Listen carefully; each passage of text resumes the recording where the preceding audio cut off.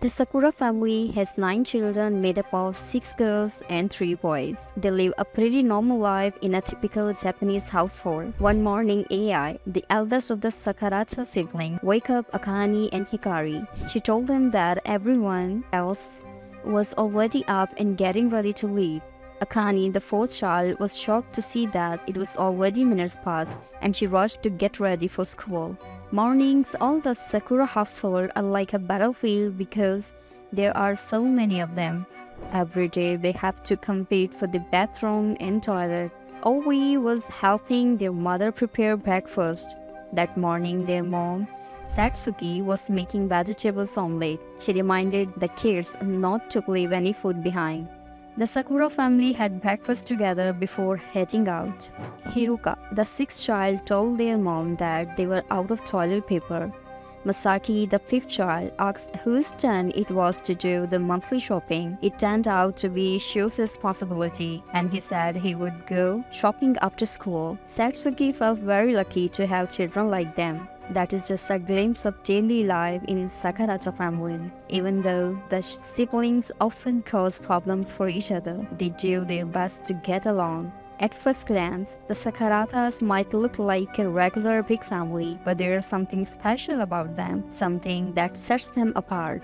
Their father, So Sakurata, is actually the king of the country. That morning, Suishu was about to leave for work. He mentioned that he would be having dinner at home that night. Obi, Akane, Kaneda, and Shio left for school together. On the way, they were greeted by several people they passed by. Akane looked embarrassed and even tried to hide behind Oi. Kaneda was surprised that Akane was still shy around others and told her she needed to fix that bad habit. Living like ordinary citizen was their father's idea. As king, he wanted his children to experience life as normally as possible, but the siblings were constantly being watched by surveillance cameras. The cameras changed locations every week. Ain was startled when a camera suddenly pointed at her. She did not want to be filmed at all, and she had even memorized the locations of every camera. The cameras were meant to protect the Sakurata children, but to Ain, the cameras scattered across town were way too much. Kennedy was amazed that Anna could remember all the camera locations. If she knew where they were, she would definitely use that to win over the public, especially since Sakura's siblings were candidates for the next king. Akane could not understand why they even needed an election for the next ruler.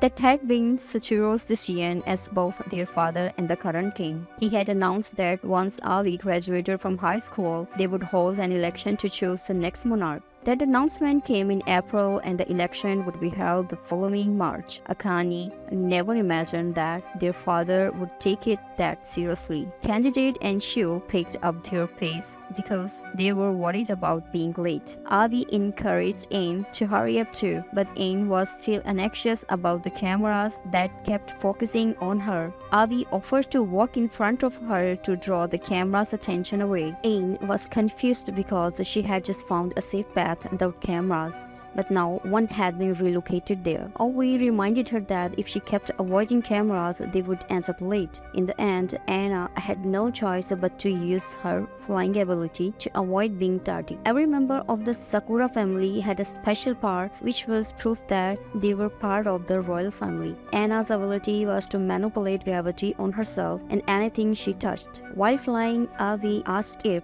Anna could slow down because the wind had blown her skirt and her underwear had shone. They nearly fell because they were not being careful. That day in Sakurata Kingdom, Shiro, one of the royal advisors, scolded Suishu for taking the crown outside the palace. Just imagining the crown getting lost gave Shiro a stomachache. Satoru brushed it off, saying Shiro was always too anxious. He then asked how the children were doing. Shiro reported that Shiri had already arrived at kindergarten. Masaki, Haruka, Hikari, and Tiro would get there in minutes, while Shu and Kennedy were expected in Avi and Akane might have used their powers since the cameras could not track them. Su reminded Shiro to keep an eye on the children. After that, Su was ready to begin his royal duties, and the palace guards escorted a television crew inside for the scheduled broadcast. Meanwhile, the bell rang at Sakura Royal High School. A huntress arrived when her two friends came up to her.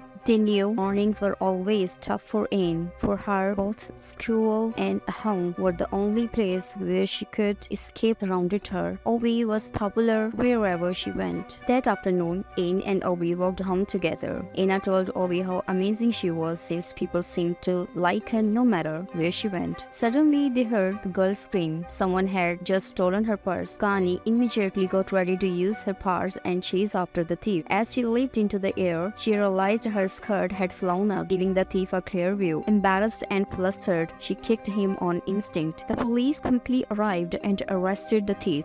Moments later, a crowd of reporters surrounded Anna, asking her about what happened. Since she was extremely shy, she could not bring herself to show her face. The story about Anna catching the thief made it to the news that day. Back at home, Anna was completely mortified. Once again, she was on TV. Obi tried to reassure her, saying it was a good thing. Their mother praised her too, saying it was important for people to get to know her. She agreed, especially since the election was coming up next year. Garu was thrilled to see Akane on TV. The news also showed a publicity ranking. According to the survey, Maui was well loved by everyone. Canada was also extremely popular, and surprisingly, many people were hoping Shiri would be chosen. The anchor mentioned that Anna's ranking would probably rise too, thanks to her brave actions. When Anna heard that, she got even more embarrassed. Apparently, the surveillance cameras had caught her entire stunt on video. Not long after, Sushu returned home earlier than usual. He asked if any of the kids had plans for the weekend. Hikaru got excited and asked if he was taking them somewhere, but Sushu had a different plan. They would all be appearing on TV. That weekend, the entire Sakurata family was on television. They were going to compete in a game show and show off their powers. The game was a mission to save Dandy, a stuffed doll placed on a rooftop watched by the entire audience. The Sakurata children had to collect as many dandies as they could and drop them into basket below. Before the event started,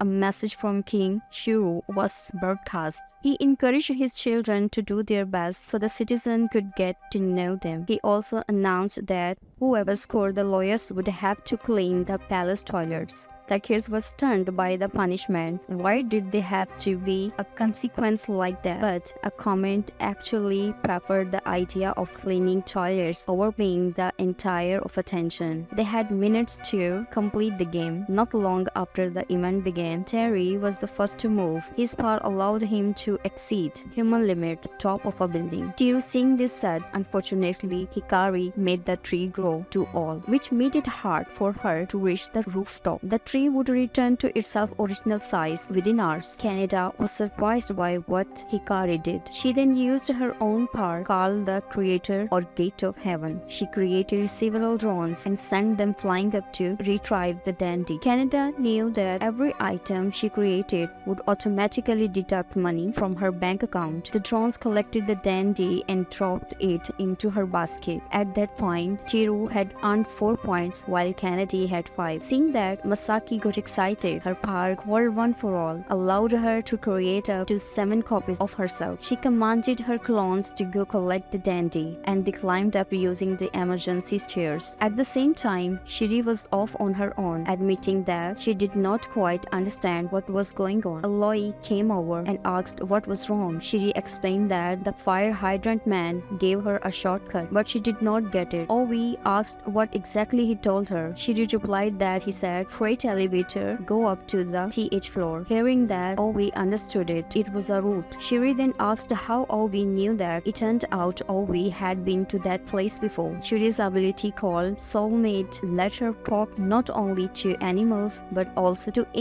animate objects. Meanwhile, always power, perfect memory, or invisibility gave her an unshakable memory. She never forgot anything she had seen. That was when Shu decided to begin his run. His power transporter let him instantly teleport himself and anything or anyone he touched to wherever he wanted. Thanks to that, Shu was able to collect several dandies in no time. Her was determined not to come in last, so he started moving as well. His ability, Next Possibility, allowed him to see the most likely outcomes from a range of potential futures. He approaches Akane and told her to stay calm. According to him, if she kept standing still, there was a percentage chance she would end up in last place and a percentage chance he would. But if they worked together, those chances would drop by percentage. Akane said she did not mind coming in last because she did not want to stand out anymore than she already did. Besides, the punishment was just cleaning toilets. Haruka then asked if she knew how many toilets there were in the palace and that if she did it, she would end up meeting a lot of people. After hearing that, Akane felt more motivated to join the race and confidently said she would come in eighth. Haruka invited her to team up with him. Akane's ability Gravity Core let her control the gravitational force of her own body and anything she touched. With Haruka, she took off and began flying toward the rooftop. Hermita was confused about why Akane was flying so slowly since she usually flew straight up in one go. Anna said she could not go faster because she was afraid her underwear might show. Hera gave her a push to help her reach the rooftop faster. Akane blushed and told him that just because they were siblings did not mean he could do. Meanwhile, Shu had just picked up his TH stuffed toy. Chiru, watching, commented on how impressive Shu really was. Suddenly, Akane and Haruka landed near them and almost ran into Taru. Luckily, Shu teleported just in time and took Taru with him to safety. They ended up in a place surrounded by blooming cherry blossoms. Back near the rooftop, Haruka told Anna about her clothes. It turned out that during the chaos, Shu had accidentally taken Anna's skirt with him. She was embarrassing for her. The race finally ended. Shu came in first place, while Akane and Hikari finished with the low scores. Hikari was surprised since she felt like she had worked so hard, but according to Masaki, Hikari had just been sitting in the tree the entire time. Next, the host announced the current rankings in the election to decide the next king. There were still 3 people who had not appeared in the top 3 yet. They revealed that Kennedy was in 3rd place, Akanan 2nd, and Ovi had taken 1st place. Back at home, the canon could not stop thinking about the embarrassing moment during the race, specifically what happened with her underwear, which meant they would always attract public attention. It might be a burden sometimes, but as members of the royal family, they had duties and responsibilities. They were symbols of the country and also its source of hope. Suru admitted he did not yet know who would be his successor, but what he truly wanted was for each of his children to grow up with strength of heart. That day, her father brought the crown home again, so True explained that he had already contacted the palace. Later that night, Anna sat quietly near the door, feeling down. Ovi came over and asked why she was sitting there, kind of confessed that she wanted to be like a dandelion blooming in the front yard, something quiet and unnoticed, because she no longer wanted to be watched or draw attention to herself. So, to Abby, if such a path existed, then Akane was the one who should become king. That way, she might be able to get rid of the surveillance cameras and put an end to the royal family's news broadcasts. Hearing that gave Anne the confidence to aim for the throne, hoping it would allow her to live a peaceful life. But that day, Akane and Hikari were cleaning the toilets as punishment for ranking low in the dandy kenjin competition. Hikari wondered why they had to do that during Golden Week, and Anne couldn't believe how many bathrooms there were in the castle.